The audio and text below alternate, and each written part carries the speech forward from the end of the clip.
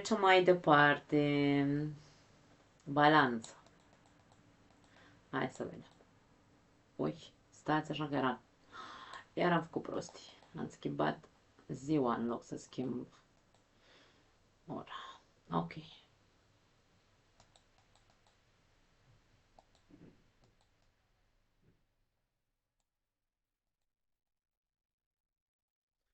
Bun, pentru balanțe, ascendent balanță, soare în balanță sau gradul 24, la voi, dragii mei, în cazul vostru, cade în casa a 12-a.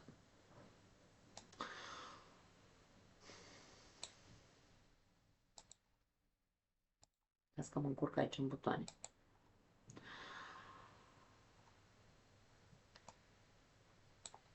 La voi cade în casa 12, o casă de... La voi în casă de finaluri, da? Să nu uităm. Casa 12 este ultima casă din zodiac. Eliberarea la voi este pe axa spiritualității și a vindecării, la fel ca în cazul berbecilor. Acum, casa 12 este casa finalurilor, iar eclipsa la tine aici pune în evidență nevoia de eliberare a tiparelor inconștiente de comportament care te condiționează. Hai să dăm un exemplu. Tipare de genul sunt obișnuit sau cel puțin îmi iese așa îmi iese singură această reacție, da? O să gândesc în exces.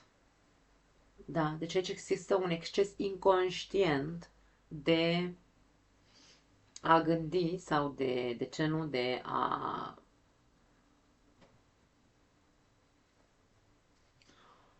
nu crede în nimic, de a nu crede în nimeni, de a fi neîncrezător, să zicem așa. E un comportament, pentru că aici voi aveți un bagaj emoțional, mulți dintre voi aveți un bagaj emoțional care trebuie eliberat și are legătură cu tot ce am vorbit negativ despre zona fecioară din viața noastră, da? Critică, autocritică, tu vii cu bagajul ăsta. Este tot ce ține de casa a 12, am spus și la început, are legătură cu uterul matern, are legătură cu gestația, are legătură cu ceea ce noi moștenim din punct de vedere al ADN-ului, să-l numim așa, da? Așadar, vii cu acest bagaj și reacțiile concrete în viața ta se întâmplă din cauza acelui bagaj. Este o chestie inconștientă. Casa 12 nu se poate controla într-un fel sau altul, da? Însă tu ai controlul aici, în această casă a 12. Ai controlul, ai obsesia, ai perfecțiunea, ai... Poate că în familia ta sau chiar înainte de a te naște, mama ta când era însărcinată, poate fi, da, atenție, poate că a fost persecutată, a fost foarte criticată, gonită de acasă, habar n-am, pot fi o grămadă de lucruri în această zonă, în legătură cu mama, da? Deci aici, pentru că tu erai în burta mamei aici, în casa 12 și tot ceea ce ea a trăit, tu ai preluat, inconștient, tu acum ai acest bagaj pe care câteodată îți iese din tine, dar te face să te aperi de ceilalți într-un fel maniatic. Ai mania de a te simți persecutat, ai mania de a simți că toată lumea are probabil ceva cu tine, dar se trage din altă parte, nu este al tău, nu cred că ai fost crescut așa. Aici vorbim despre ceva inconștient, da? Poate că, după cum am zis mai devreme, mama ta a fost foarte, foarte, foarte criticată, a fost, nu știu, a somatizat foarte multe lucruri pe care ți le-a transmis ție prin cordonul umbilical. Așadar, dacă ai mania sau ești obișnuit să gândești foarte mult, să te controlezi, inclusiv să te controlezi din punct de vedere emoțional, ai credințe limitative, că nu poți să ai încredere în nimeni, frici foarte multe, inconștiente. Ar fi benefic pentru tine în următoarea perioadă să te izolezi de viața socială, da? Ca și cum încearcă um, să stai cu tine ca să poți să faci, să poți să detectezi anumite tipare din inconștiente, da? Pentru că, după cum am zis, nu cred că sunt ale tale. Mm? Când vei detecta aceste tipare, eliberează-le prin comunicare. Vorbește cu cineva. Tu ești plin de neîncredere față de lume, dar trebuie să existe o persoană cu care tu să ai încredere să vorbești despre aceste aspecte.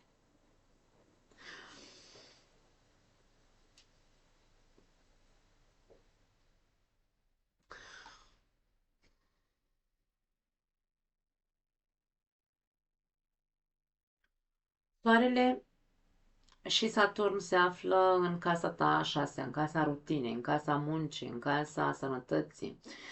Și ca și cum aici ți se spune să-ți îndrepți privirea către uh, responsabilitățile tale de zi cu zi, de exemplu. Pentru că acest exces inconștient, un consum inconștient, îmi vine să spun, de energie la voi, are repercursiuni în casa ta a șasea, care e casa, hai să numim casa jobului, dar e și casa sănătății și e posibil aici unii dintre voi să fiți în burnout deja sau să ajungeți la burnout în cazul în care nu conștientizați. De-aia v-am zis că trebuie să vă retrageți o perioadă și să meditați asupra celor emoții inconștiente care, sau tot ce am zis până acum, da, pe care le aveți acolo și să vedeți dacă sunt ale voastre sau dacă nu cumva sunt moștenite, da. Și aici ca și cum în următoarea perioadă, la job, ar trebui să fii un pic, sau mă rog, în viața ta de zi cu zi, să existe o disciplină în care, de exemplu, dacă trebuie să merg la job pentru că trebuie să-mi câștig pâinea și așa mai departe, fac ceea ce ține de mine să fac. Nu mai preiau, pentru că poate unii dintre voi aveți mania să preluați inconștient. Vorbim din nou despre, pentru că vorbim despre o certă polarizare. Inconștient, eu am o critică internă de care nu-mi dau seama, în care zic, domne, dacă nu pun eu mâna să fac, nu face nimeni. Dacă nu preiau eu controlul în firma asta, toată lumea stă și se plimbă și iese la țigară toată ziua. Nu știu, dau exemple, da? Deci aici vorbim despre, ok, tu trebuie să te disciplinezi într-un fel sau altul. Soarele cu Saturn aici îți atrage atenția și spune, ok, stai așa, îndreaptă-te către a face ceea ce ține de tine ca eficiență. Tu nu pui mâna să nu mai faci ceea ce ai făcut până acum, pentru că de aia poate ești în burnout sau ești bolnav sau habar n-am. Poate ai simptome care nu sunt tocmai bune, să zicem așa, și tu nici măcar nu-ți dai seama că vine de aici, de la această manie inconștientă de a te încărca și încărca și încărca, pentru că aici e ca și cum exact invers, da? La bărbeci a fost aici casa 12, adică peștii aici și fecioara aici și la voi e invers, pentru că sunteți pe aceeași axă, da?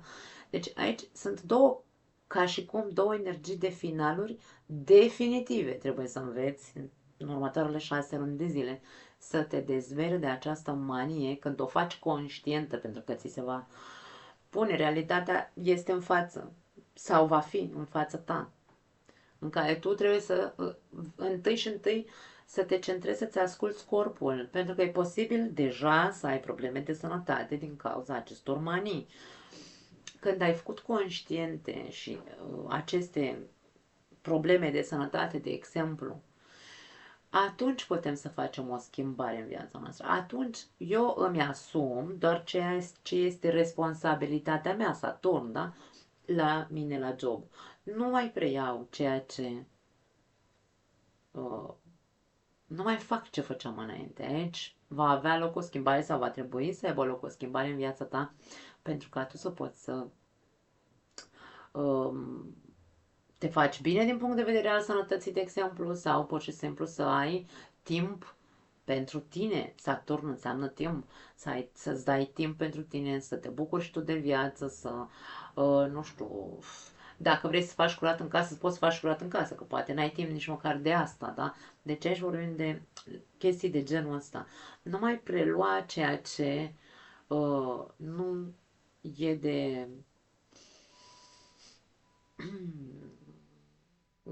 nu este în responsabilitatea ta. Fiecare dintre colegii de muncă sau alte persoane cu care ai tu contact, de exemplu, zi de zi, fiecare dintre ei au responsabilitatea lor, fiecare trebuie să ne asumăm responsabilitatea noastră. Nu avem de ce să preluăm, da?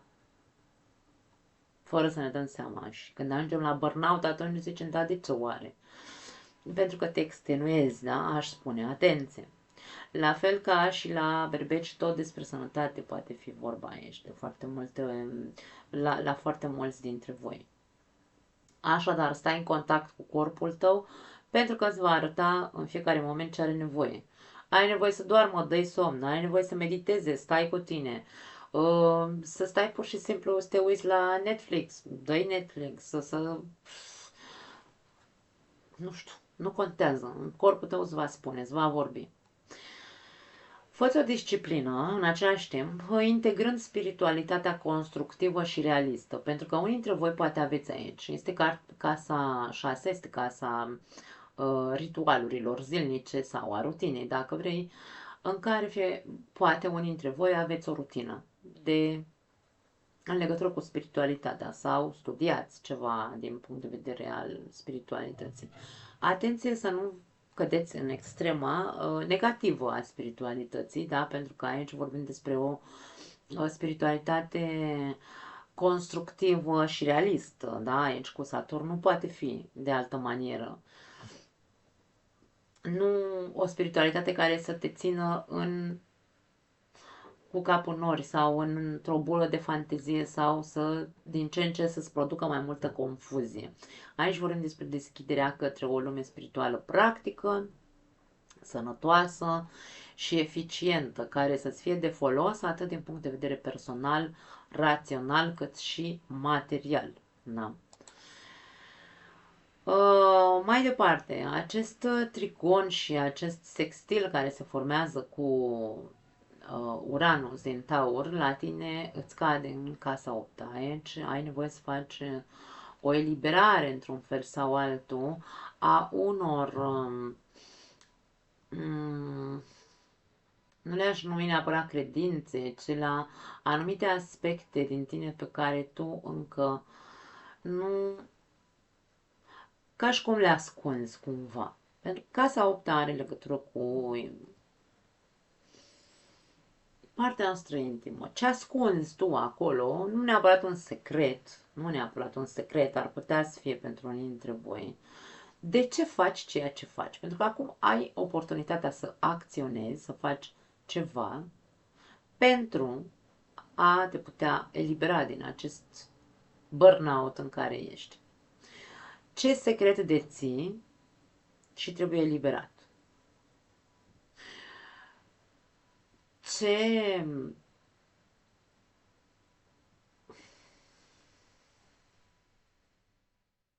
Eu aici eu simt mult că e vorba despre un secret aici pentru unii dintre voi. Pentru că taurul este foarte posesiv cu ceea ce deține.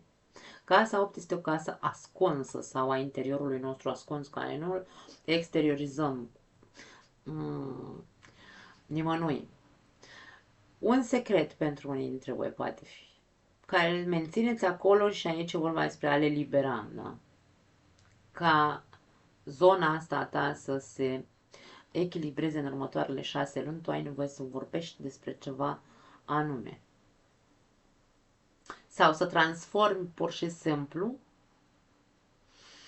modul în care ai ajutor aici de la Uranus să vii cu noutăți în ceea ce privește colegii de muncă, jobul tău și să le zici, uite, eu de acum înainte e treaba voastră, dar eu nu mai fac așa ceva. E problema voastră dacă faceți sau nu faceți. Jobul merge înainte. Eu nu mai fac ce am făcut până acum. Deci aici un soi de renovare, un soi de a pune punctul pe i și a zice, ok, gata, a fugit, cum era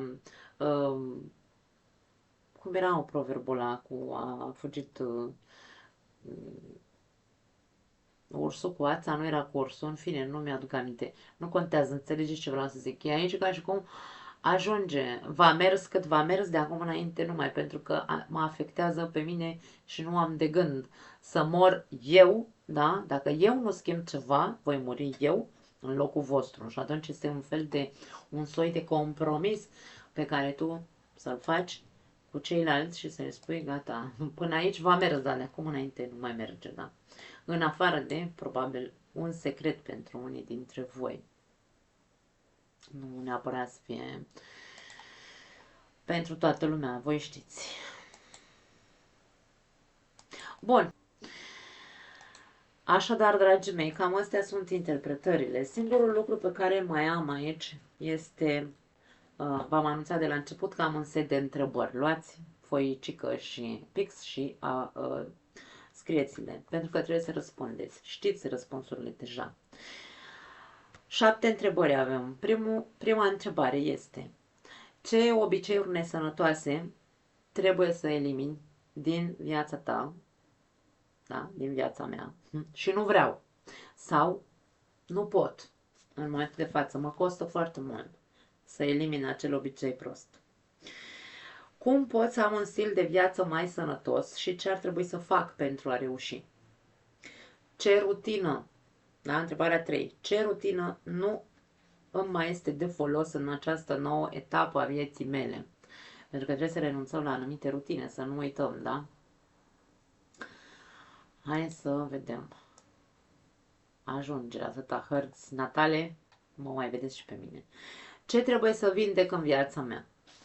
Sănătatea fizică, mentală, emoțională, toate trei. Relația cu mine însumi, gânduri obsesive, relația cu familia, relația cu partenerul de viață. Ce voi face eu pentru a vindeca?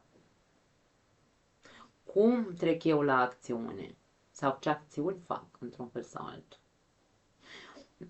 Pentru că nu este suficient să-mi doresc să fac ceva dacă nu trec la acțiune, după cum am spus în acea configurație care este fluidă cu Uranus în Taur, da? Nu e suficient să stau degeaba și să știu că vreau să fac, trebuie să fac. E nevoie de efort și e nevoie de compromis. Întrebarea 5. Ce structuri rigide din mine trebuie să eliberez pentru că mă limitează, nu mă lasă să trec la un alt nivel, nu mă lasă să cresc, să evoluez? Ce compromis îmi asum de acum înainte pentru a avea o viață de calitate? Responsabilitatea, Saturn, da? Întrebarea 7. Ce fantezii sau vise ireale am în capul meu și eu nu conștientizez că sunt doar vise, doar fantezii? Ce poveste a construit mintea mea și nu este adevărată? Ce neg în realitatea mea? Ce spun că nu este adevărată în realitatea mea? Ce nu vreau să văd? Ce prefer să nu aud în jurul meu? Ce nu vreau să recunosc că nu e adevărat? După cum am zis, acea cauză și efect. Dacă în viața ta se întâmplă în momentul de față niște lucruri, sunt actele fiecăruia dintre noi, au consecințe, după cum am spus. Așadar, dragii mei, nu mai am altceva. Wow, am făcut aici o grămadă de ore, am vorbit. Vă doresc eclipsă ușoară și plăcută și spor la muncă, pentru că ne ajută să fim din ce în ce mai buni. Vă pup! Ne vedem Data viitoare și aștept comentariile voastre sau dubiile dacă le aveți. Sau